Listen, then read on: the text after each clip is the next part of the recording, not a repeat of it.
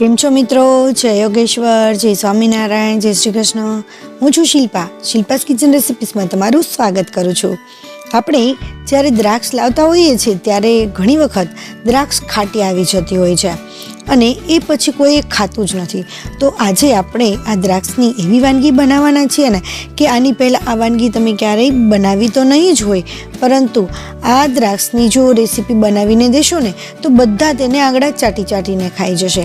અને આ તમે બાળકોને ટિફિનમાં કે મોટાઓને પણ ટિફિનમાં આપી શકો છો। આ ખાટી દ્રાક્ષ કે જે કોઈ નહોતું ખાતું, તો એવી આ દ્રાક્ષની એટલી મસ્ત ટેસ્ટી રેસીપી બનવાની છે ને કે જે બધા માંગીને ખાશે। તો મિત્રો આપણે એ રેસીપી બનાવવાનું શરૂ કરીએ ને એ પહેલાં મારે તમને એક વાત કહેવાની છે કે જો તમે ચેનલને સબસ્ક્રાઈબ ન કર્યું હોય ને તો સબસ્ક્રાઈબ કરી લેજો, કેમ કે હું આવા જ નવા વિડીયો લાવતી રહું છું। અને બાજુમાં જે બેલ આવે ને એને પણ ઓન કરી દેજો, જેથી નવા વિડીયોની નોટિફિકેશન તમને આવે અને નવો વિડીયો તમે તરત જોઈ શકો। અને વિડીયો કેવો લાગ્યો એ તમે મને કમેન્ટમાં જરૂર જણાવજો। અને હા, જો તમને વિડીયો થોડો પણ ઉપયોગી બને ને તો બીજા સાથે પણ શેર જરૂર કરજો, જેથી એમને પણ ઉપયોગી બની શકે। તો ચાલો આપણે બનાવવાનું શરૂ કરીએ।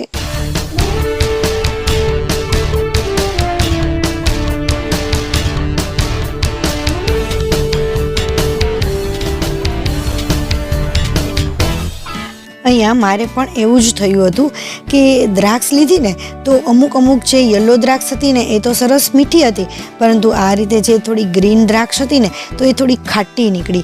તો એના માટે મેં એવું વિચાર્યું કે એક મસ્ત મજાની એવી સરસ રેસીપી બનાવી લઈએ। તો આવી અમુક જે દ્રાક્ષ હોય ને એમાં થોડો એવો ડાઘ હોય છે, તો એ ડાઘ આપણે કાઢી લેવાનો છે। અને કોઈ એવી ખરાબ દ્રાક્ષ આવી ગઈ હોય એની અંદર તો એને પણ આપણે અલગ કરી લઈશું અને એકદમ સરસ રીતે આપણે આ રીતે સાફ કરી લેવાની છે કે જો કોઈ ખરાબ હોય તો એને આપણે કાઢી લઈશું અને આ રીતે બધી દ્રાક્ષને અલગ કરી લઈશું। અહીંયા મેં 300 ગ્રામ દ્રાક્ષ લીધી છે અને આ 300 ગ્રામ દ્રાક્ષ છે એમાંથી બધી જ દ્રાક્ષને આ રીતે અલગ કરી લઈશું। અને અલગ કર્યા પછી એને આપણે સરસ ધોઈ અને સાફ કરી લેવાની છે।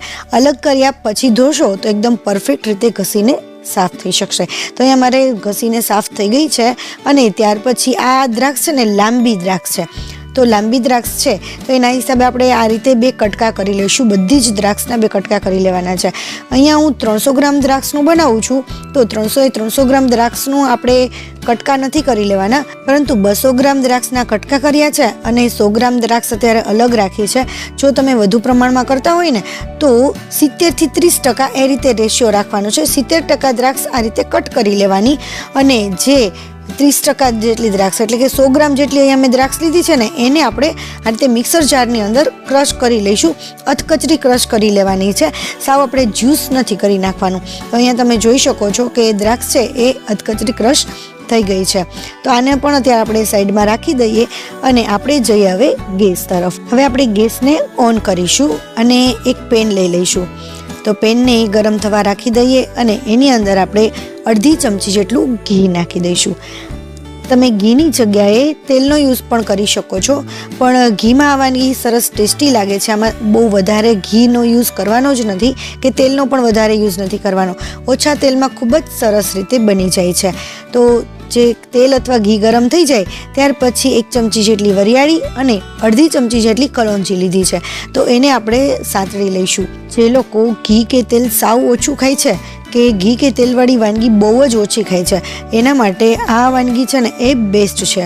તો એક વખત આ રીતે જરૂર બનાવજો તમે। હવે વરિયાળી અને કલોંજી જે છે આપણી સતળાઈ ગઈ છે, તો એની અંદર થોડી એવી હિંગ નાખી દઈએ અને એ હિંગ છે એને પણ થોડી એવી સાતળી લઈશું। હિંગ પાકી જાય ત્યાં સુધી આપણે એને સાતળવાની છે અને ત્યાર પછી આપણે જે કટ કરેલી દ્રાક્ષ હતી ને એ દ્રાક્ષ આપણે એની અંદર નાખી દઈશું અને દ્રાક્ષને પણ આપણે સાતળી લેવાની છે। આની અંદર એમનેમ જ આપણે પકવીશું, આ રીતે હલાવતા એને પકવતા જઈશું। થોડી વાર થાય ને ત્યાર પછી એને આપણે ઢાંકીને પણ પકવીશું, પરંતુ પહેલાં તો આ રીતે ઘી કે તેલમાં થોડી વાર સરસ રીતે સાતળી લેવાની છે।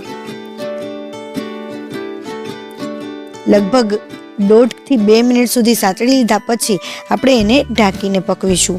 2 થી 3 મિનિટ મીડિયમ ફ્લેમ ઉપર પકવ્યા પછી તમે જોઈ શકો છો કે આપણી દ્રાક્ષનો કલર એકદમ સરસ ચેન્જ થઈ ગયો છે. તમને ડિફરન્ટ દેખાતો હશે. તો આ રીતે દ્રાક્ષનો કલર ચેન્જ થઈ જાય ત્યાં સુધી આપણે એને પકવીશું. હવે ત્યાર પછી એમાં થોડું એવું મીઠું નાખી દઈએ અને એની અંદર આપણે ખાંડ નાખવાની છે. જેટલા ગ્રામ દ્રાક્ષ લીધી હોય ને એનાથી આપણે થોડી ઓછી એ રીતે ખાંડ નાખીશું. અહીંયા તમે ખાંડ અને ગોળ બંને નાખી શકો છો, અથવા તો ખાલી ગોળમાં પણ બનાવી શકો છો, અથવા ખાલી ખાંડમાં પણ બનાવી શકો છો. અને દ્રાક્ષ કેટલી ખાટી હતી એના પ્રમાણમાં તમે ખાંડ કે ગોળનું પ્રમાણ પણ વધુ ઓછું કરી શકો છો. હવે થોડું એવું હલાવ્યા પછી એની અંદર બીજા મસાલા કરી દઈએ. થોડી હળદર, થોડું એવું લાલ મરચું અને થોડું એવું ધાણા જીરું આપણે નાખી અને એ મસાલાને પણ પકવી લઈશું. બધું જ સરસ મિક્સ કરી લેવાનું છે. મિત્રો, અહીંયા હું ફરીથી તમને એક વાત યાદ કરાવી દઉં કે જો તમે મારી ચેનલને સબસ્ક્રાઈબ ના કરી હોય ને તો સબસ્ક્રાઈબ કરી લેજો, કેમ કે હું આવા જ નવા વિડીયો લાવતી રહું છું. અને જો તમને થોડો પણ ઉપયોગી બને તો બીજા સાથે શેર જરૂર કરજો, જેથી બીજાને પણ ઉપયોગી બની શકે. તો હવે આની અંદર આપણે જે દ્રાક્ષનું જ્યુસ કરેલું હતું, એટલે કે ક્રશ કરેલી દ્રાક્ષ જે હતી એ બધી જ દ્રાક્ષ આની અંદર આપણે નાખી દઈશું અને એને હલાવી લેવાનું છે. આની અંદર આપણે પાણી નાખ્યા વિના જ દ્રાક્ષનું જ્યુસ બનાવેલું હતું, એમાં કોઈ જાતનો પાણીનો ભાગ નહીં આવે. અને આ રીતે થોડી વાર પકવી લઈશું. મિત્રો, તમે મને કમેન્ટમાં કહેજો કે તમે આ રીતે રેસીપી ક્યારેય બનાવી છે કે તમને વિચાર પણ આવ્યો છે ખરા કે તમે ટેસ્ટ કરી છે. હવે મિત્રો, એને ઢાંકી અને આપણે 3 થી 4 મિનિટ મીડિયમ ફ્લેમ ઉપર એને પાકવા દઈશું. 3 થી 4 મિનિટ પાકી જાય ને ત્યાં સુધી આપણે પાકવા દઈશું એને. એટલે તમે જોઈ શકો છો અહીંયા એની કન્સિસ્ટન્સી અત્યારે એકદમ ઢીલી છે, પરંતુ જ્યારે તે ઠંડી થશે ને ત્યારે એકદમ મસ્ત ઘટ થઈ જશે. તો અહીંયા આપણે ગેસને ઓફ કરી અને ઠંડી થવા માટે રાખી દઈએ. અહીંયા ઠંડી થઈ ગઈ છે અને તમે જોઈ શકો છો એનો કલર પણ એકદમ મસ્ત અને ખાવાનું અત્યારે જ મન થઈ જાય ને એવી બની છે અને એ એકદમ ઘટ થઈ ગઈ છે. આને તમે ફ્રીઝમાં એરટાઇટ ડબ્બામાં સ્ટોર પણ કરી શકો છો. અઠવાડિયા સુધી આ સ્ટોર થઈ શકે છે અને બાળકોને કે મોટાઓને ટિફિનમાં આપશો ને તો એ પણ વારંવાર માંગશે. આ રેસીપીને તમે ચટણી તરીકે પણ યુઝ કરી શકો છો. અને આ છે દ્રાક્ષની લોંજી.